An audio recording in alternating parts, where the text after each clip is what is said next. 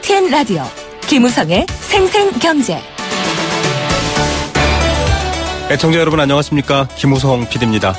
중국의 사드 보복 연일 보도되고 있지만 사실상 국제법 안에서 교묘한 보복을 하고 있습니다. 손자병법에 비유되기도 했는데요. 정부가 WTO 국제무역기구의 제소를 검토하기로 공식 발표했습니다.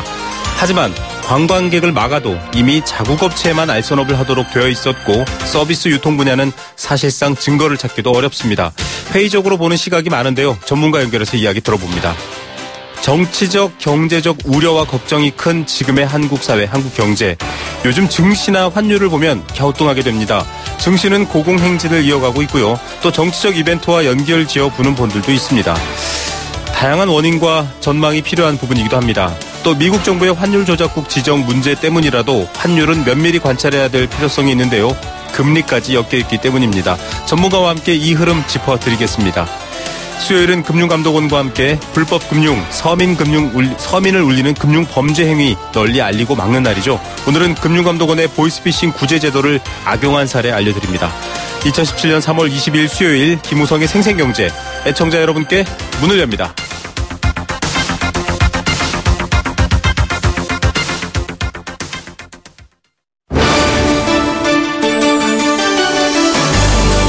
YTN 라디오 김우성의 생생경제.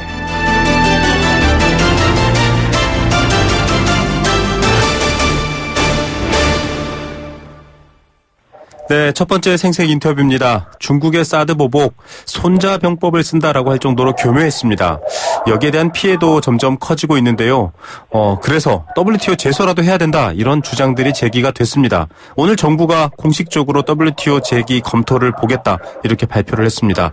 관광 유통 분야에 대한 중국의 조치를 위배한 것이다, 이렇게 판단한다라는 시각인데요. 일각에서는 이걸 WTO에 제소할 수 있을까, 또 증거가 불충분해서 승소가 어렵지 않을까, 이런 문제점도 지적되고 있습니다. 또 관계만 더 악화시킬 경우에는 문제 해결이 어려워지는 것 아니냐, 이런 얘기까지 하고 있는데요. WTO 제소가 가지는 의미, 또 생각해 봐야 할 점들, 승소 가능성, 이런 것들에 대해서 조금 알아보겠습니다. 전문가 연결하겠는데요. 이화여자대학교 법학전문대학원 최원목 교수 전화로 연결합니다. 교수님 안녕하십니까? 네, 안녕하십니까?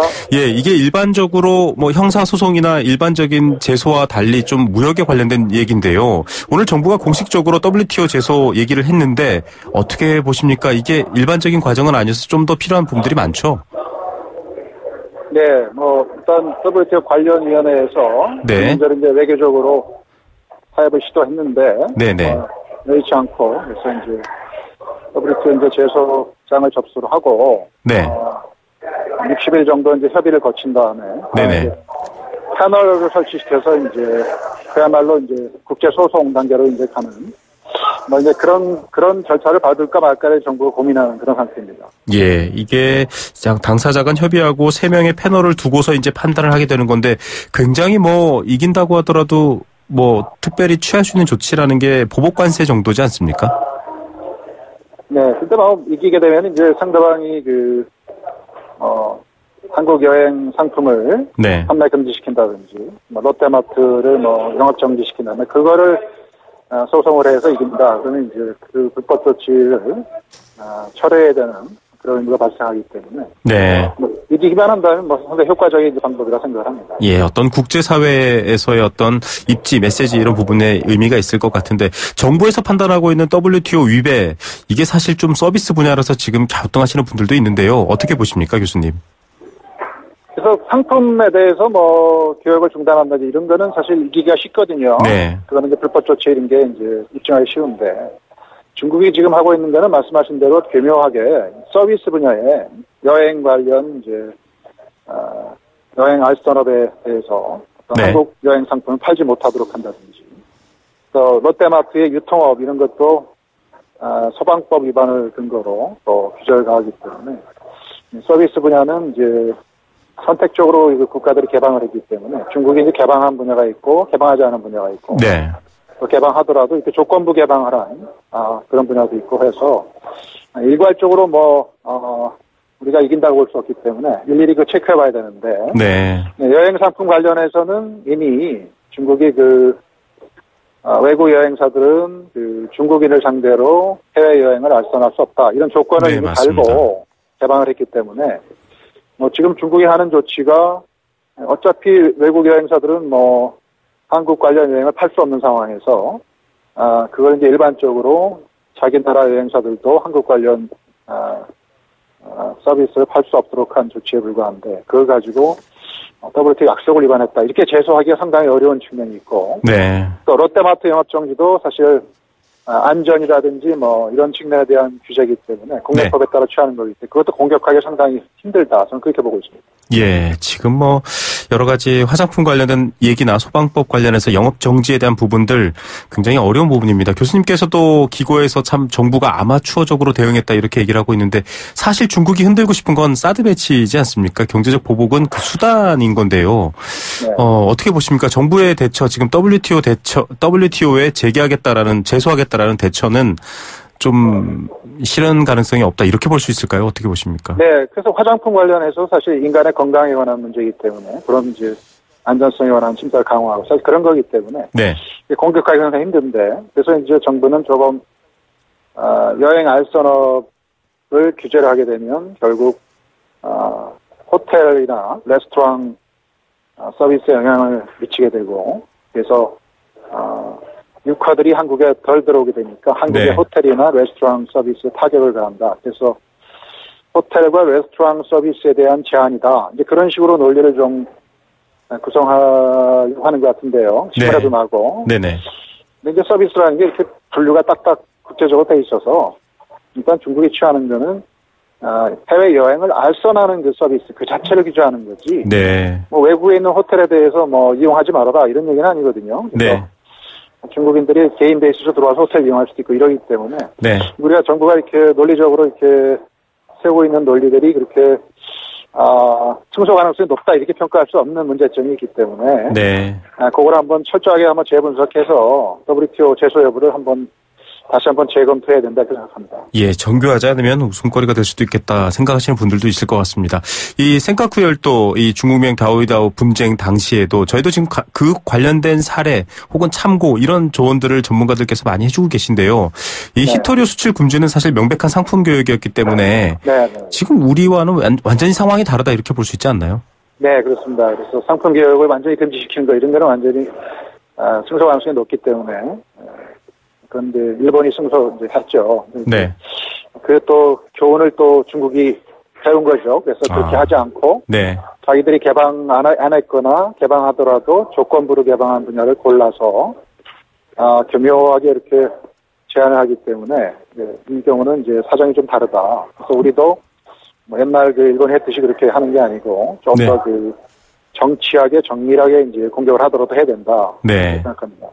예, 지금 일본과 중국 몇 해 전에 이 WTO에서 붙었고 일본이 이 히토류 수출 금지에 대한 부분에 대해서 이겼기 때문에 중국이 교묘하게 졌다. 결과적으로는 지금 WTO 제소까지 해야 된다라는 거는 진정 WTO의 제소에서 어떤 무역 판결을 받아라라는 의미가 아니라 좀 적극적인 대응을 해라라는 의미인 것 같은데 방법이 없을까요? 어떻게 보십니까, 교수님? 뭔가 좀 정부의 대응이 필요할 것 같긴 한데요. 네, 그래서 뭐 위원회에서 우리가 문제 제기한다든지 뭐 국제법원에서 문제 제기한다 할 때 네.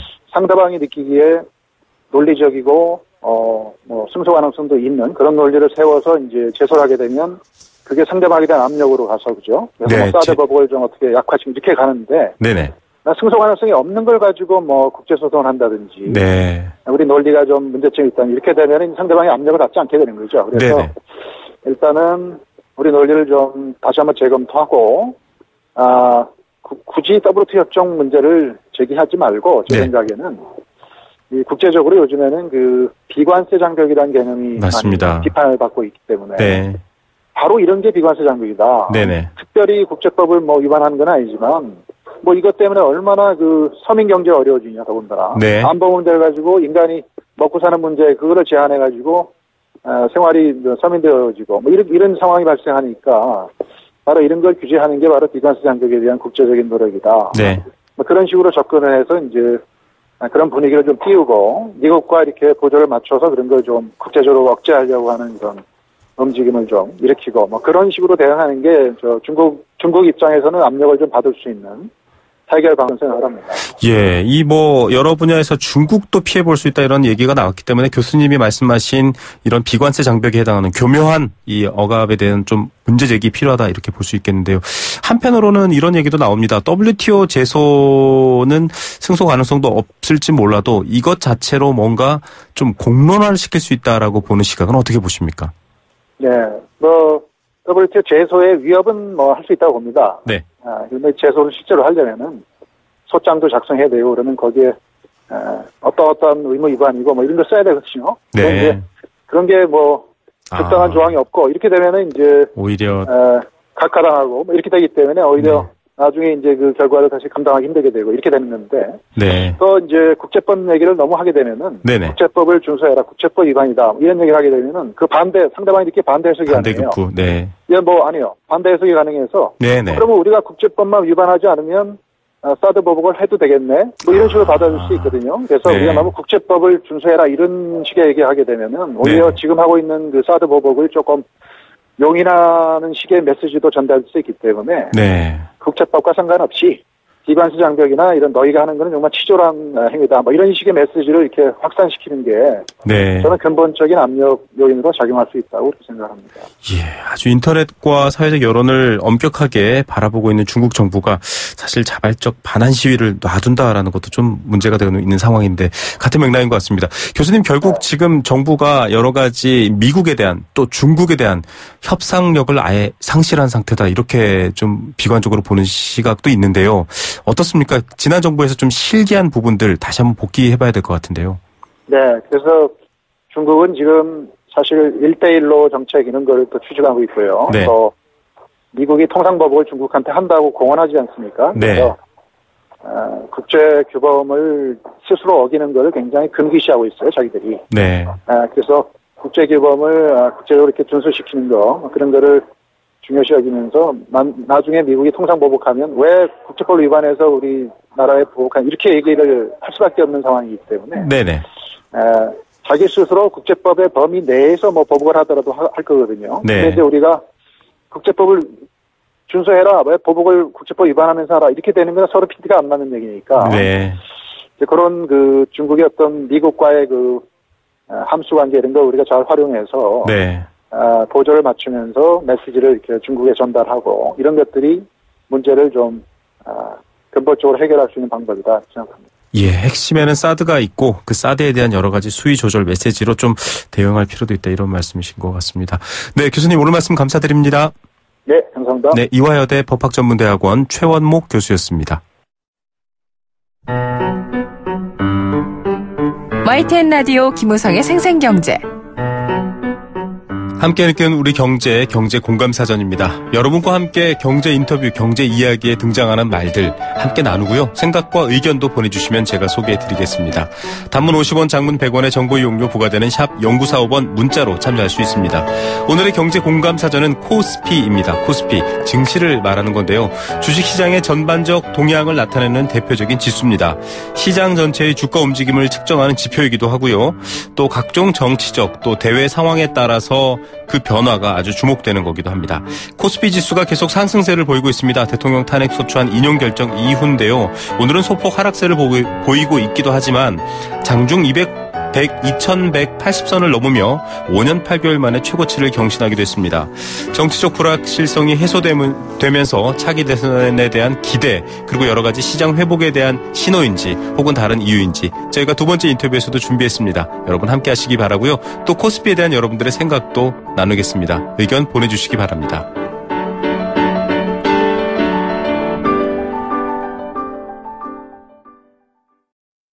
네, 생생경제 일부 포스코와 함께했습니다. 안내 멘트 하나 드리겠습니다. 불편한 무릎으로 인해 일상생활이 어려운 어르신들 많다고 합니다.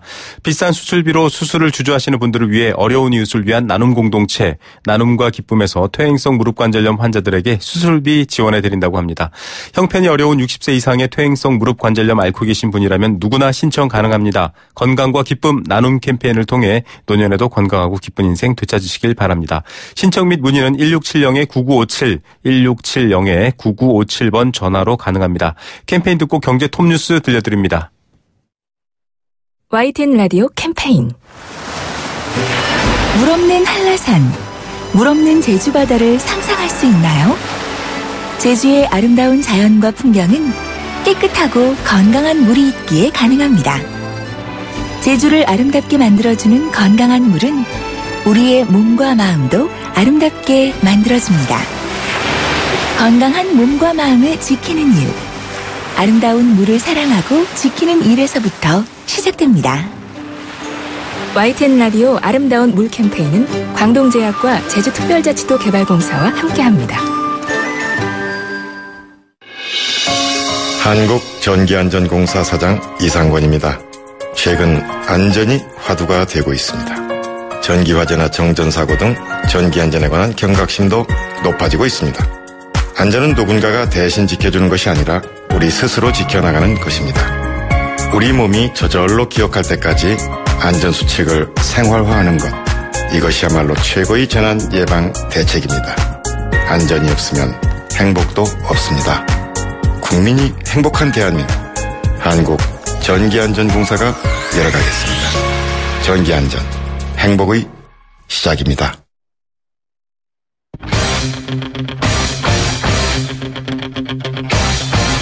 지금 가장 뜨거운 경제 소식. 경제 톱 뉴스. 네, 이 시각 주요 경제 뉴스입니다. 앞서 인터뷰 첫 번째에서도 저희가 알려드렸지만 중국의 보복 참 교묘합니다. 중국인 관광객 숫자 얼마나 줄었는지 수치가 나왔고요. 정부의 지원 방안도 나왔습니다. 청년 실업이 심각합니다. 여러 가지 대책이 먹히지 않고 있는데 정부가 추가로 고용 대책을 내놨습니다. 관련 소식 전해드리겠습니다. 이 시각 가장 뜨거운 경제 톱 뉴스 이데일리 권소연 기자 연결합니다. 안녕하십니까? 네, 안녕하세요. 네, 이 관광객 많이 줄었다라고 얘기하고요. 지금 뭐 제주도 텅텅 비었다 이런 얘기가 나오고 있는데 수치가 나왔습니까? 네, 이달 들어서 19일까지 방한 중국인 관광객이 작년 같은 기간보다 21.9% 급감했습니다. 지난 2일에 중국 정부가 이 한반도 사드 배치에 대한 보복 조치로 이 자국 여행사의 한국 여행 상품 판매 금지 지시를 내렸기 때문인데요. 네. 이 중국인 관광객 의존도가 높은 관련 업계 피해가 상당합니다. 3월 1일부터 19일까지를 기준으로 보면 중국인 관광객 13만 9천 명이 한국 여행을 취소해서 이 여행사 매출이 70억 원 급감했고요. 4월달 예약 또한 30만 명 취소해서 매출이 84억 원 감소할 것으로 예상되는 상황입니다. 네. 또 호텔도 보면 같은 기간에 중국인 투숙객 21만 명이 줄어서 매출 한 75억 원 정도 감소했고요. 항공사의 경우에도 중국 노선 여객만 3.4% 감소했습니다. 또 요새 시내 면세점 가보면 굉장히 한산한데요. 매출의 70%에서 80% 이상을 중국인 관광객이 주로 의존했거든요. 이런 주요 면세점 매출을 보면 지난 15일부터 19일까지 작년 같은 기간보다 11% 감소했고 이 중에서 중국 관광객 매출은 29%나 줄었습니다. 예, 이 여행업 자체를 중국 정부가 한국에 개방 안 했기 때문에 참 손 놓고 볼 수밖에 없는 상황인데 정부가 좀 지원하겠다 방안을 내놨습니까? 네, 오늘 경제관계 장관 회의가 열렸는데요. 여기에서 일단 여행 숙박업계에 1,250억 원의 경영 안정자금 융자를 지원하기로 했습니다. 네. 또 소상공인 정책자금 1,000억 원도 전용 지원 자금으로 편성했는데요. 중국 전담 여행사나 전세버스 회사 이런 것은 규모가 영세한 곳들이 많잖아요. 네. 이런 곳에 대해서는 특례 보증을 확대하고 경영난을 겪는 관광업계에 대해서는 법인세라든가 종합소득세, 부가세 납부 기한은 최대 9개월까지 연장해주기로 했습니다.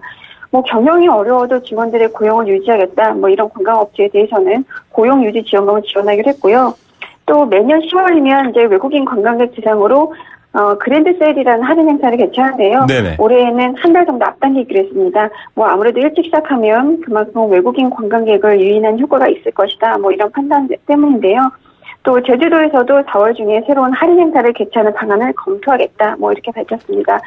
중국인이 안 오니까 요새 오히려 동남아라든가 중동 쪽에서 관광객들이 오기 시작했다. 이런 뉴스도 있는데요. 네네. 정부 차원에서 관광객 다변화를 위한 정책을 좀 추진하기로 했습니다. 동남아 단체 관광객에 대한 전자비자 발급을 원래는 올해 하반기부터 시작하려고 했는데요. 5월로 앞당기기로 했고요. 또 제주도를 방문하기 위해서 인천이라든가 김해공항에서 환승하는 경우에는 무비자로 5일 동안 체류할 수 있도록 해주기로 했습니다. 네. 싱가포르나 베트남, 일본, 인도 이런 곳에 한국 관광 상품 이제 적극적으로 홍보하기로 했고요. 7월에는 카자흐스탄과 몽골의 관광국가 사무소를 설립해서 그곳에서 이제 건강의 유치를 나서기로 했습니다. 네, 긴급한 대책인데 그래도 좀 먹혔으면 좋겠다라는 생각 듭니다. 청년 실업 문제도 심각하고요. 대책 세울 때마다 좀 효과가 없다 이런 비판도 있었는데 정부가 고용대책 다시 내놨네요. 네, 이것도 오늘 경제관계 장관 회의에서 나온 내용인데요. 청년 고용 대책을 점검하고 어떻게 보완할지를 발표했습니다. 주로 오늘 내용은 취약층 지원에 좀 무게가 실렸는데요. 내용을 보면 우선 고졸 출신으로 직장을 구하지 못한 저소득층 청년에게 1인당 최대 300만 원의 생계비를 지원하기로 했고요. 청년 대학생 햇살론 생계 자금도 한도가 지금은 800만 원인데 이거를 1,200만 원으로 확대합니다. 네. 또 고등학교 졸업 후에 창업을 하게 되면 군입대를 연기할 수 있는데 그 조건이 좀 까다로웠거든요. 그러니까 지금은 벤처나 창업 경진대회에서 3위 이상 입상하고 그 이후에 이제 창업한 기업 대표에게만 최대 2년간 입대가 연기되는데 네. 앞으로는 정부의 창업사원 지원 사업에 선정되거나 정부의 창업 경진대회 본선상 수상하는 경우 아니면 또 벤처캐피탈로부터 투자받은 적이 있는 경우 이런 경우에 이제 입대를 늦출 수 있게 됩니다. 네. 취업난 때문에 졸업을 늦추고 대학에서 취업 준비를 하는 분들 많은데, 일부 대학에서는 이제 의무적으로 일정 학점 이상을 듣도록 하고, 적게는 수십만 원, 많게는 수백만 원의 등록금을 내도록 했었는데요. 네네. 이런 부담도 덜어주는 방안 추진됩니다. 또 일시키고 월급 뒷거리만큼 주는 열정페이 이런 것 때문에 문제가 좀 많이 됐었잖아요. 네네. 이런 식으로 청년층이 불법 고용 환경에 놓이지 않도록 열정페이 신고 시스템을 만들기로 했는데요. 네. 만일 의심이 되는 사업장이 있다면 선제적으로 감독하는 방안도 실시됩니다. 이 밖에도 최저임금과 서면 근로제약 작성 이런 거 안 지켜서 적발되면 바로 과태료를 부과하기로 했습니다. 예, 열정페이 아웃. 이 있다고 합니다. 열정페이가 의심되면 신고할 수 있게 되고요. 졸업 유예하는 청년들에게 좀 부담을 덜어주는 대책들 적용이 됐으면 좋겠네요. 혼인 이혼 통계도 발표가 됐는데요. 굉장히 적다라는 얘기 나왔는데 좀 취직도 안 되는데 결혼은 무슨 이런 제목의 기사들이 뜨고 있거든요. 어떤 내용입니까? 네, 작년 결혼 건수를 보니까요. 28만 1,600건으로 1년 전보다 7% 감소했습니다. 네. 이거는 1974년 이후 42년 만에 가장 적은 수치인데요. 사실 1970년대 이후로 인구가 급격하게 늘어나면서 혼인 건수도 30만 건 이상은 꾸준히 유지가 됐었는데 작년에 이 30만 건이 무너진 겁니다. 네. 인구 1000명당 혼인 건수를 연령별대로 보면 30대 초반이 59.3건으로 가장 많고요. 20대 후반, 30대 후반 이런 순서였습니다. 특히 20대 후반 혼인율은 1000명당 36.8건이었는데요. 이거는 사상 처음으로 40건 아래로 떨어진 겁니다. 네. 여성 혼인율을 보면 앞서서는 남성 혼인율이었고요. 네. 여성 혼인율은 20년째 20대 후반에서 가장 높긴 한데 수치 자체는 좀 떨어졌습니다. 작년에 1000명당 66.5건이었는데요. 10년 전 81.8건, 20년 전 84.5건에 비해서 많이 줄어든 거죠. 지금 3%세대라고 하잖아요. 네. 취직도 잘 안 되고 사회에 나오기도 전에 학자금 대출 이런 것 때문에 빚진 경우 많고 또 막상 결혼하려고 보니까 전셋값, 집값 올라서 살집 마련하기 힘들고 이러니까 결혼 생각을 안 하거나 아예 결혼을 포기하는 경우가 많은 것 같습니다. 네, 결혼을 안 하는 게 아니라 못 하는 경우도 많은 것 같고요. 이혼은 좀 어떻습니까? 지난해 이혼은 10만 7,300건으로 전년 대비 1.7% 감소했는데요. 인구 1000명당 이혼 건수는 2.1건으로 작년과 같은 수준이긴 하지만 어쨌든 1997년 이후 최저 수준을 유지했습니다. 네. 혼인 건수 자체가 줄어서 이혼이 줄어든 것도 있고요. 또 외국인 혼인이 줄어든 점도 전체 이혼 건수 감소에 영향을 좀 줬습니다. 특히 황혼 이혼이 늘어나면서 남녀 평균 이혼 연령이 각각 47.2세, 43.6세로 모두 전년보다 0.3세 상승했습니다. 예. 자, 경제 환경 좀 나아진다라는 지표가 수출 얘기를 하더라고요. 수출 물량은 어떻습니까? 이 한국은행 발표를 보니까 지난달의 수출 물량 지수는 134.77이었는데요. 작년 같은 달보다 10%는 오른 겁니다. 이 수출 물량 지수라는 거는 2010년에 100으로 놓고 그에 비해서 지금 수출 물량을 측정한 지수인 건데요. 작년 11월부터 4개월 연속 성장세를 이어왔고 이 지난달 상승률 10%는 2014년 12월 12.5%를 기록한 이후 2년 2개월 만에 최고입니다. 네. 수입 물량 지수는 작년 같은 달보다 8.6% 올라서 넉 달째 상승세를 이어왔고요. 금액으로 보면 수입 금액 지수는 1년 전에 비해서 24.3% 올랐고 수출 금액 지수는 22.2% 상승했습니다. 네. 각각 5년 5개월 만에 가장 큰 폭으로 오른 겁니다. 뭐 수출 사실 수입도 늘고 수출 늘고 같이 늘어나는 게 좋은데요. 교육 쪽으로 보니까 조금 악화가 됐습니다. 네. 순상품 교육 지수라고 해서 이 상품 한 단위를 수출한 대금으로 수입할 수 있는 상품의 양을 지수가 나타내는 게 있는데 네네. 2월에 100.48을 기록했거든요. 네. 작년 같은 달보다 2.9% 내린 건데요. 수출 가격보다 수입 가격이 더 많이 올라서 같은 양을 수출해도 수입할 수 있는 양이 줄었다는 의미인 겁니다. 네, 오늘의 톱뉴스는 어떤 것 고르시겠습니까? 청년 고용에 대해서 다양한 지원 방안이 쏟아져 나왔는데요. 네. 저소득층이나 구직 취약계층에 초점을 맞췄다는 점에서는 의미가 있긴 한데 사실 이 청년 실업대책 한 해 두세 차례 좀 나왔잖아요. 그런데 네. 이 청년 실업은 해소될 기미를 보이지 않고 있습니다. 이번 대책도 얼마나 효과가 있을지는 좀 지켜봐야 될 것 같은데요. 기본적으로는 경기가 좀 나아져야 양질의 일자리가 공급이 될 텐데 이거는 좀 먼 얘기인 것 같습니다. 예, 원인은 참 먼 것 같습니다. 오늘 뉴스 감사드립니다. 네, 고맙습니다. 이데일리 권소연 기자였습니다.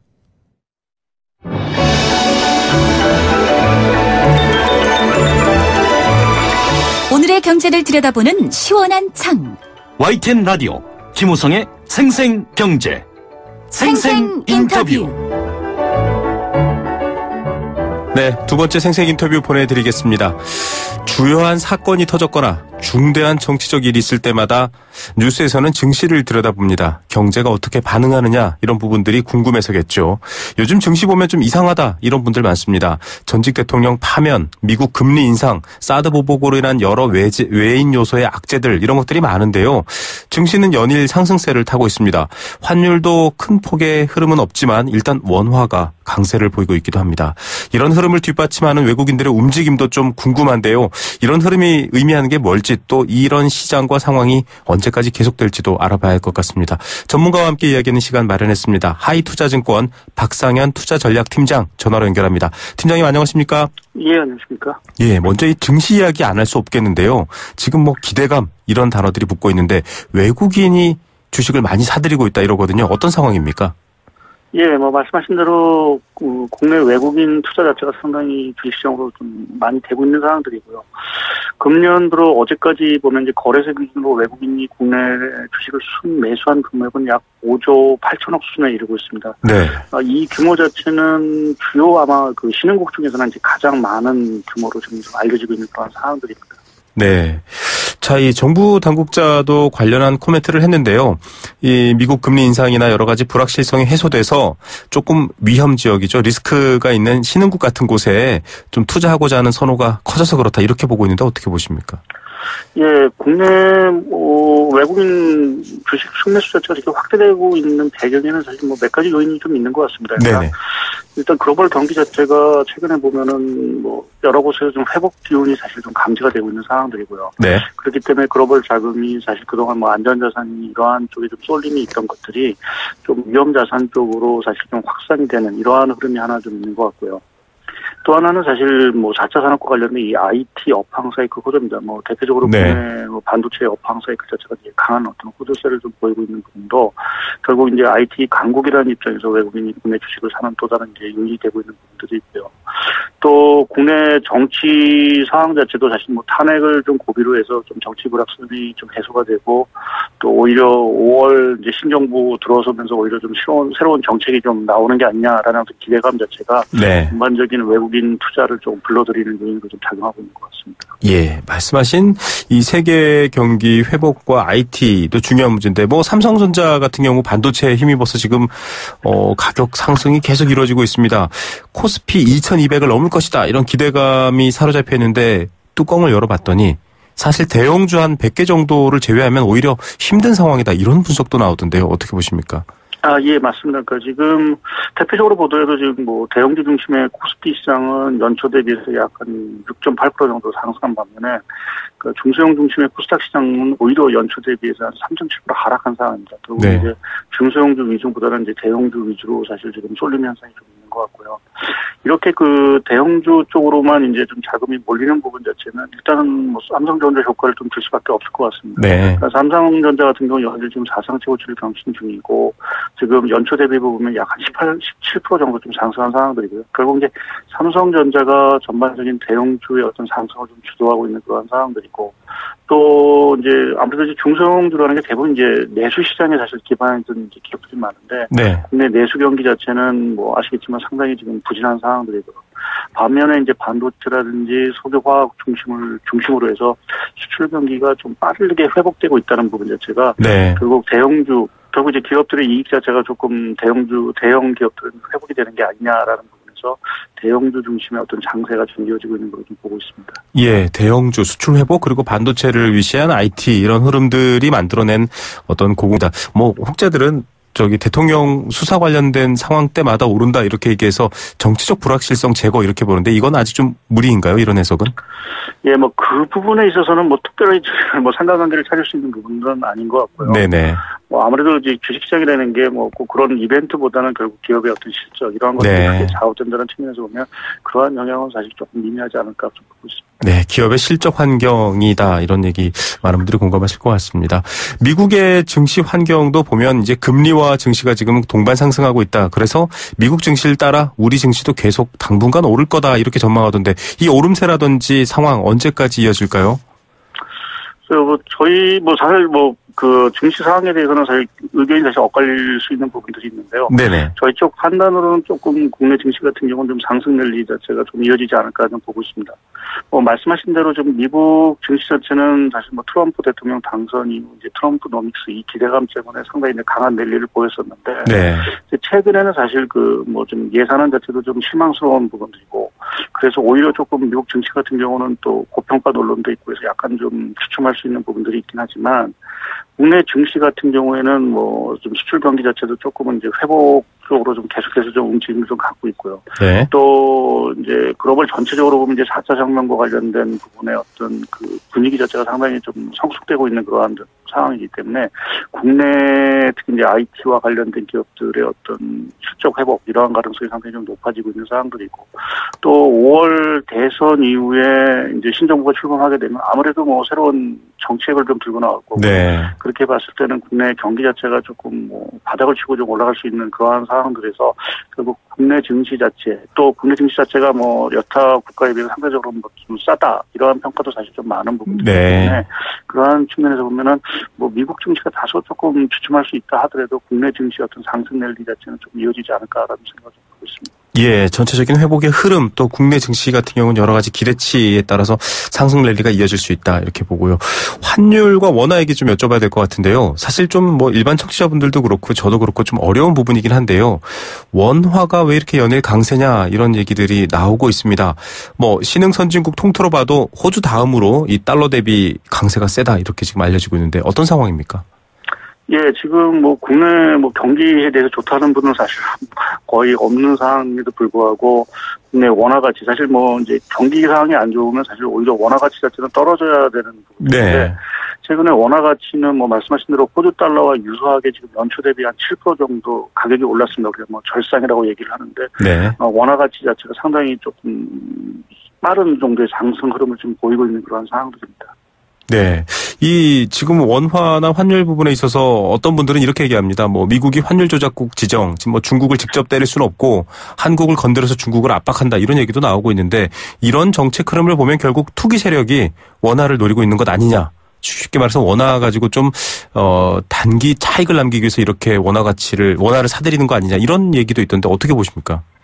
예, 일면 타당성이 좀 있는 거로 좀 보고 있습니다. 그러니까 지금 다들 지금 최근에 원화 가치 상승 배경에는 여러 가지 달러의 약세 요인도 있고 국내 외국인 자금 들어온 부분도 분명히 있긴 하지만 네. 지금 4월로 예정돼 있는 미국 재무부의 이제 환율 보고서가 사실 이제 그 발표를 앞두고 결국 결국 환율 워치리스트에 지금 포함되어 있는 중국이라든지 네. 또 대만, 한국 이러한 몇 개국이 이제 환율 조작국으로 이제 지정이 될 가능성이 좀 있다는 부분을 좀 생각을 하고 있는 것 같고요. 특히 이제 말씀하신 대로 중국을 직접 환율 조작국으로 사실 지정하기는 여러 가지 좀 마찰이 있는 부분들이기 때문에 네. 그 유탄 판단 자체를 오히려 한국이나 이제 대만이 오히려 맞는 게 아니냐라는 쪽에서 뭐 투기 세력 자체가 조금 4월 미 재무부의 환율 보고서를 앞두고 오히려 원화 절상 쪽에 상당 부분 조금 무게를 두고 조금 이제 좀 투자 배팅을 좀 하는 이러한 분위기가 조금은 좀 감지되고 있는 거로 좀 저도 보고 있습니다.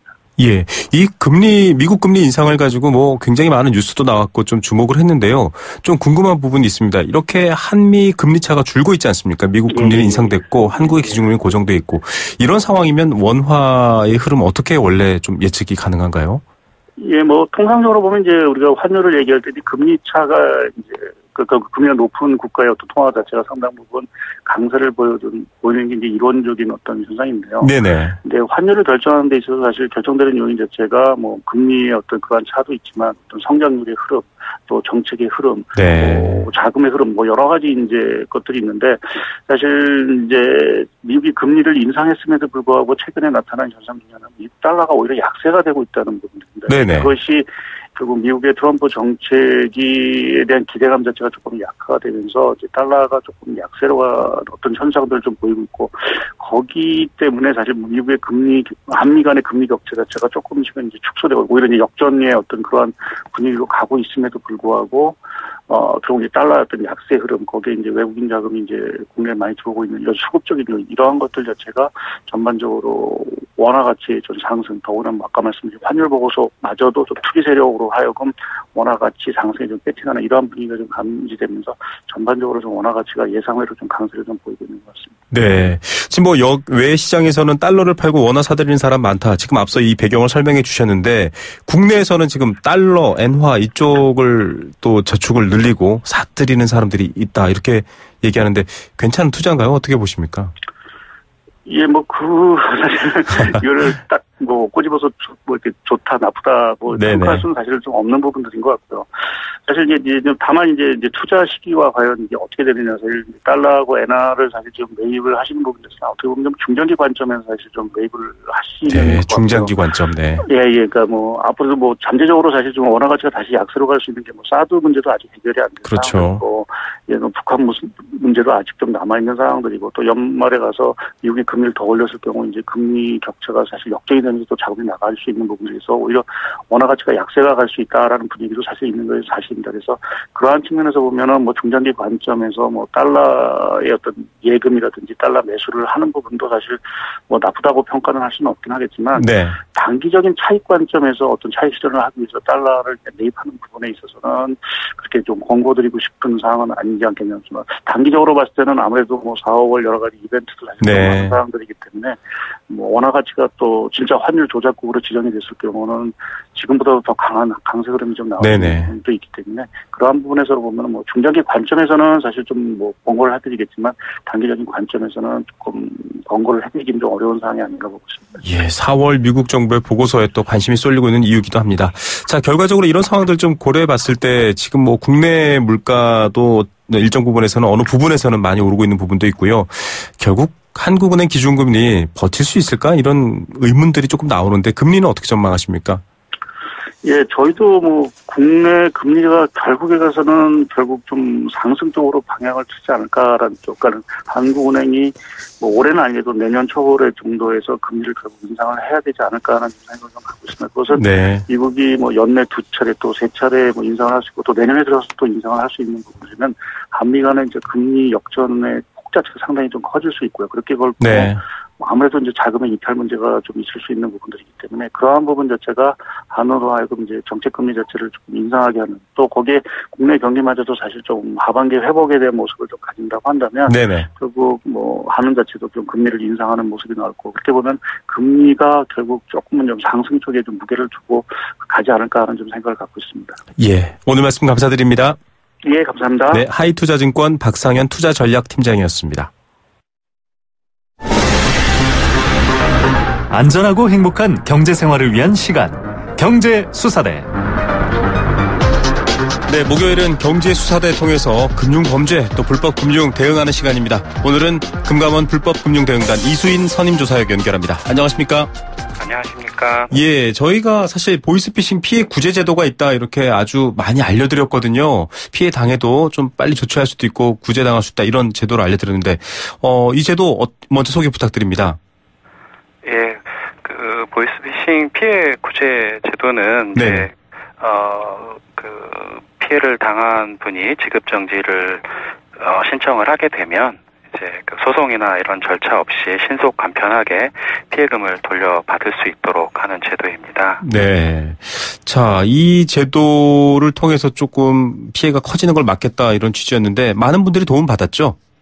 예, 작년 한 해 동안에 한 약 27,500명 정도가 총 1,923억 원 정도의 보이스피싱 피해를 입으셨습니다. 네네. 그런데 이 피해 구제 제도를 이용해서 약 486억 원 정도는 돌려받으셨습니다. 네, 한 20% 가까이는 좀 피해를 구제를 할 수 있었고요. 이렇게 많은 분들이 피해를 당하냐 또 생각하실 겁니다. 그런데 이렇게 피해를 당하시는 분들을 위해서 구제를 위해서 만들어 놓은 이 제도를 악용하는 사람들이 있다고요. 네, 실제 보이스피싱 피해자가 아님에도 피해를 당한 것처럼 이제 일정 금액을 입금하고 나서 해당 계좌에 지급 정지를 신청을 하고 계좌 명의인한테 이제 지급 정지 취하 대가를 요청하는 허위 신고 사례가 빈번히 발생하고 있습니다. 네네. 즉 피해 구제 제도를 개인의 불법적인 목적에 악용하고 있는 것입니다. 자, 이 보이스피싱 피해를 구제하기 위한 제도를 또 악용해서 어떻게 보면 참 이 타인에게 굉장히 부당한 돈을 뜯어내는 그런 행위인데요. 좀 사례를 들어야 알 수 있을 것 같습니다. 어떤 것들이 있습니까? 네, 대표적인 사례를 말씀드리겠습니다. 네. 우선 인터넷 홈페이지에 계좌 번호를 공개한 꽃집이나 온라인 쇼핑몰 같은 다수의 상거래 계좌에 5만 원이나 10만 원 같은 소액을 우선 송금합니다. 네. 그리고 나서 보이스피싱 피해를 당했다고 신고를 해서 상거래 계좌를 지급 정지를 시키고 계좌 명의인한테 이제 고액의 합의금을 요구하고 있습니다. 네네. 이렇게 하면 해당 계좌의 지급 정지로 인해서 영업에 심각한 타격을 입게 되는 상황을 우려한 계좌 명의인이 합의금을 내놓을 수 있다는 점을 노린 신종 사기 수법입니다. 아니 인터넷 이용하다 보면 뭐 꽃집뿐만 아니라 이렇게 계좌 노출하신 그런 가게들 많거든요. 예. 그걸 보고 그냥 다짜고짜 돈을 마치 물건을 구입할 것처럼 보내놓고는 보이스피싱 당했다 이렇게 지금 허위 신고를 하는 거네요, 일종의. 예, 맞습니다. 이렇게 지급 정지가 되면 그분으로서는 지금 영업을 해야 되는데 어려운 상황일 것 같은데 어떻습니까? 효과가 계속 지속되는 건가요? 지금 이제 이런 허위 신고 같은 문제점이 있기 때문에 작년 7월에 법 개정이 있었습니다. 네. 그래서 그 이후에는 이제 신속 유선 지급 정지 신청 후에 서면 신청서가 접수되지 않으면 14일 후에는 자동으로 지급 정지가 해제되고 있습니다. 네. 허위 신고자들은 실제로 피해를 입은 것이 아니기 때문에 대부분 이제 유선 지급 정지만 하고 서면 신청서는 제출하지 못하기 때문에 14일 정도 지나면 자동으로 지급 정지가 해제된다고 볼 수 있습니다. 네, 이게 가짜 허위 신고기 때문에 이 2주 지나면은 해제는 되는데 문제는 2주도 짧은 시간은 아닌 것 같은데 허위 신고 건수가 많습니까? 예, 저희가 2014년부터 2016년까지의 보이스피싱 피해 구제 신청 현황을 분석해 보았더니 보이스피싱을 20회 이상 당했다고 신고한 사람이 70명으로 나타났습니다. 네. 이들은 무려 7,000개에 가까운 계좌를 지급 정지를 시켰고요. 실제 피해 구제를 위해서 필요한 서면 신청서를 제출한 계좌는 700여 개에 불과했습니다. 즉 나머지 6,200여 개의 계좌에 대해서는 합의금 등을 받고 지급 정지를 취소한 것으로 추정됩니다. 이게 뭐 내가 보이스피싱 당했다 이러면 사실 증명하기도 애매하고요. 이걸 가짜로 알아내기도 참 어려울 것 같은데 이 보이스피싱 20번 당했다고 하신 분들 약간 보험 사기 같은 게 떠오르기도 하는데 좀 정상적인 상황은 아닌 것 같습니다. 이런 사람들 좀 처벌하거나 막을 수 있는 방법 없을까요? 허위로 지급정지 등과 같은 피해부재를 신청할 경우에 허위 신고자는 전기통신금융사기 특별법에 따라서 네. 3년 이하의 징역 또는 3천만 원 이하의 벌금에 처할 수 있고 네. 그 밖에 사기, 공갈 등의 행위에 대해서도 형사처벌을 받을 수 있습니다. 네, 혹시라도 장난삼아라도 이런 거 생각해 보신 분들 다시 한번 안내 말씀드리겠습니다. 전기통신금융사기 특별법에 따라 3년 이하의 징역, 3천만 원 이하의 벌금이고요. 사기, 공갈 등의 형사처벌도 받을 수 있다고 합니다. 실제로 좀 벌 받은 사례가 있나요? 네, 저희 금감원은 허위신고 의심 사례에 대해서 적극적으로 정보를 제공하는 등 수사기관과 공조하고 있습니다. 네. 현재 수사기관에서 허위신고자 4명을 구속 수사 중이고 추가적인 구속 수사도 이루어질 것으로 전망하고 있습니다. 예. 자, 이렇게 좀 피해 구제를 위한 것까지 악용하는 이런 범죄 정말 철퇴를 맞아야 될 것 같습니다. 앞으로 어떻게 좀 대응하실 예정인가요? 앞으로도 다양한 이런 허위 신고 사례가 발견되는 경우 이런 일을 근절할 수 있도록 수사기관과 긴밀히 협력할 예정입니다. 네네. 또한 금융회사가 다수 반복적인 지급정지 신청자에 대해서 모니터링을 강화하고 피해부재 신청서 접수 시에 피해 내역이나 신청 사유들을 면밀히 검토할 수 있도록 할 계획입니다. 예. 그리고 허위 신고자에 대해서 금융질서 문란 행위자 등록을 검토해서 금융거래 시 불이익을 받도록 추진할 예정입니다. 예, 피해가 발생하지 않도록 노력하겠다 이런 내용이었습니다. 오늘 말씀 감사드립니다. 감사합니다. 네, 금감원 불법금융대응단 이수인 선임조사역이었습니다. 크리네어 테크. 크리네어 테크 집중기. 주물 작업, 연마 작업, 페인트 작업. 분진가스 냄새 연기 작업 장분진. 이 세상에 못 없애는 분진이 어딨어. 크리네어 테크 기술력이 끝내줍니다. 크리네어 테크. 크리네어 테크 집중기. 네, 생생경제 포스코와 함께했습니다. 오늘 여러 가지 고민거리들 많이 나눠주시는 분들이 있는데요. 중국 여행 우리도 막읍시다. 이런 좀 감정적 대응도 있었고요. 또 이 미국의 트럼프 탄핵되면 어떻게 될까요? 저는 잘 모르겠습니다. 무엇보다 주식도 양극화가 되면 안 됩니다. 맞죠? 기업 모두 양극화를 극복해야 할 것 같습니다. 자, 계속 또 청취하신다는 청취자분들 계신데요. 내일 오후 3시 10분에 또 찾아오겠습니다. 김우성의 생생경제였습니다.